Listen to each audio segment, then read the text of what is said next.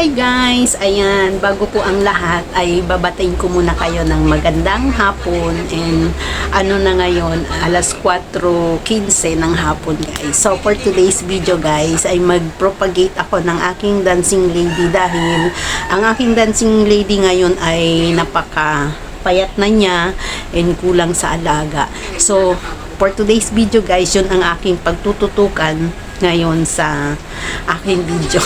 Ano ba tayo? So before anything guys, ay magpakilala muna ako. Ako nga pala si Glory Alcoriza and welcome to my channel Glory's Vlog.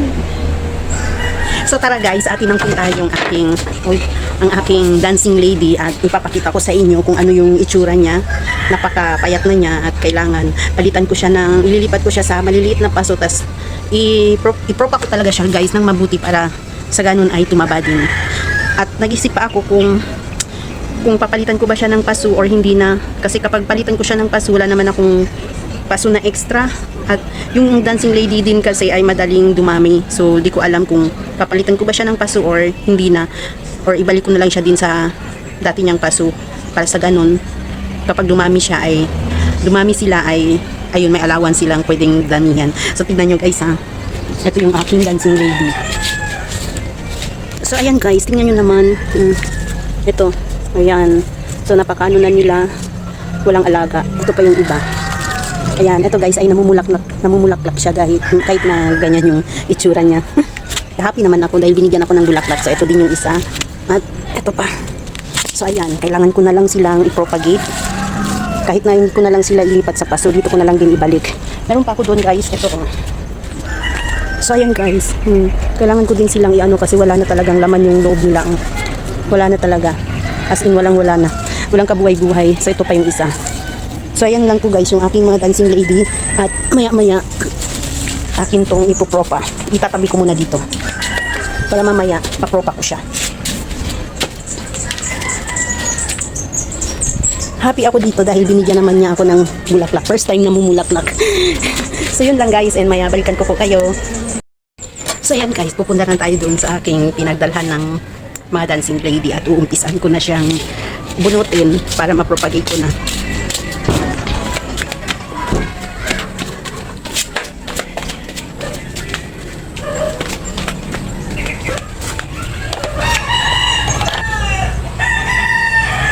Ito na yung ano ko guys, alisin ko na siya, tapos gupitin ko yung yung mga bunot. Tapos lagyan ko siya ng uling at konting lupa.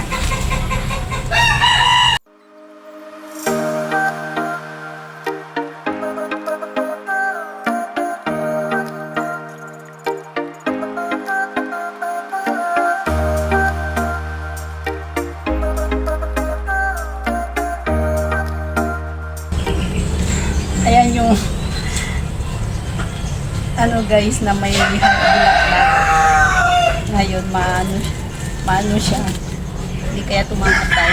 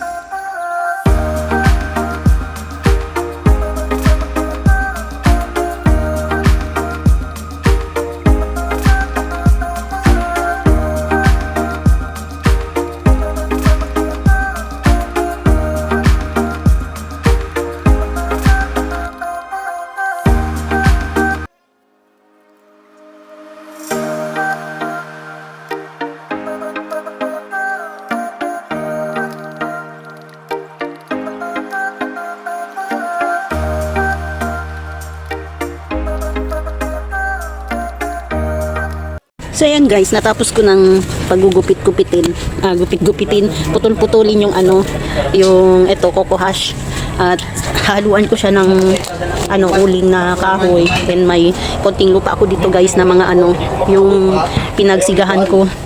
So ayan guys, mag-uumpisa na ako sa paglagay, so sa pagpropagate.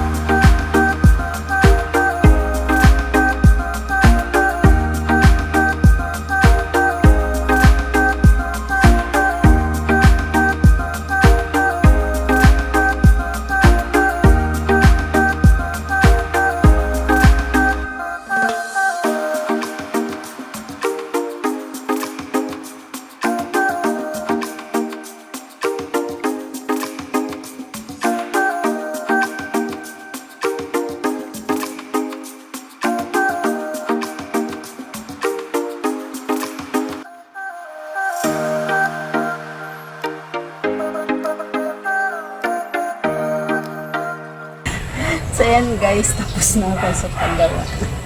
Yun yung aking ginawa. So may natira pa ako dito ng kakahash. Ayan.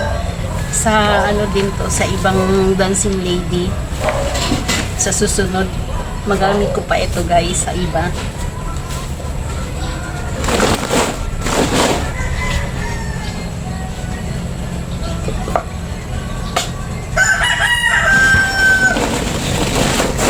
Ayan na yung aking ginawa guys. Ayan.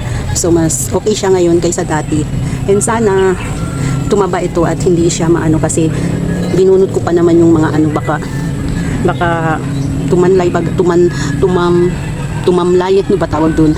Ayun guys, sana hindi tumamlay at sana babalik sila sa sigla nila kahit na sila ay payat. And hopefully successful yung aking propagate sa kanila and tataba. Yun lang naman ang gusto ko sa kanila guys. And ayun nga. So yun lang po yung aking for today's video guys. And thanks for watching guys. God bless us all.